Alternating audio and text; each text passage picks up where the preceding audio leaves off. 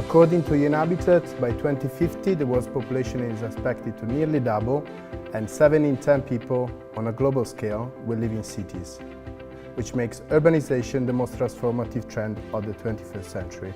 Today there are nearly 70 million forcibly displaced people on a global scale, which makes this current migration crisis the largest since World War II. And I started asking myself, what could be the potential role as an architect in this kind of context? 2014, with a couple of friends, we started Emerging Vernacular Architecture, EVA Studio, which is a London-based design and research practice with still today an office in Haiti, in Port-au-Prince, and with the goal by the end of the year to start an office in Beirut, Lebanon. We place people and places at the heart of our practice philosophy. Initial research about a specific community and a specific place allow us to understand the emergent processes, the vernacular methods that are informed design solutions that are culturally appropriate and site-specific. Our work in Haiti.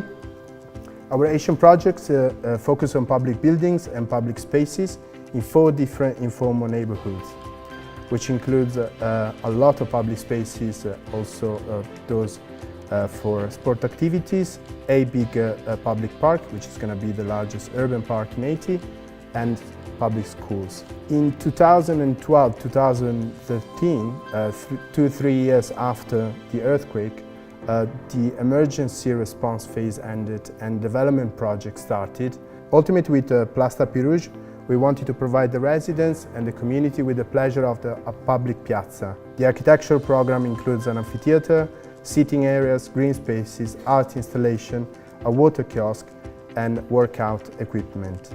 We work closely with the local labor, 75% of which come from the local community, really providing better quality. Our work in Lebanon focuses on the reactivation of dismissed public space in a particular vulnerable area of Tripoli, with the aim of fostering social inclusion between refugees and host population. So we have worked together with the community to choose the pattern, and we work a lot on the colors. Really the goal is providing this community with a more beautiful, safer and more pleasant environment, with the goal in mind to foster social inclusion between refugees and Lebanese. In London we are using the same approach of designing places for people. So we start asking ourselves, what could public space look like in the 21st century? Through a feasibility study that we have undertaken for Transfer for London Management Property, we really start working on a new typology of a public space, completely flipping the logic here.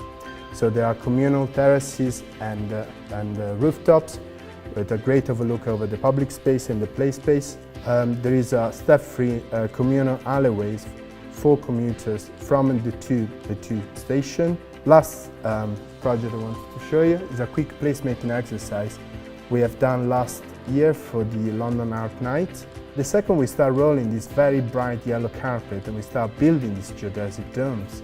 People start approaching, they were curious, they start asking questions. People actually, for once, realized the potential of a very unused and underused space that was just used for circulation. In October last year, the council has found some funds to actually redesign completely the square.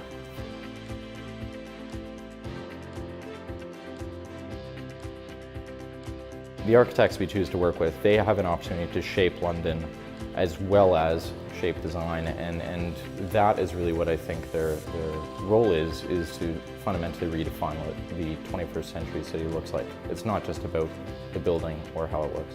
In 10 years' time, probably we're going to look back at these past 5 years, that we really have changed is a generational change in the architecture community, but we need to wait to see that.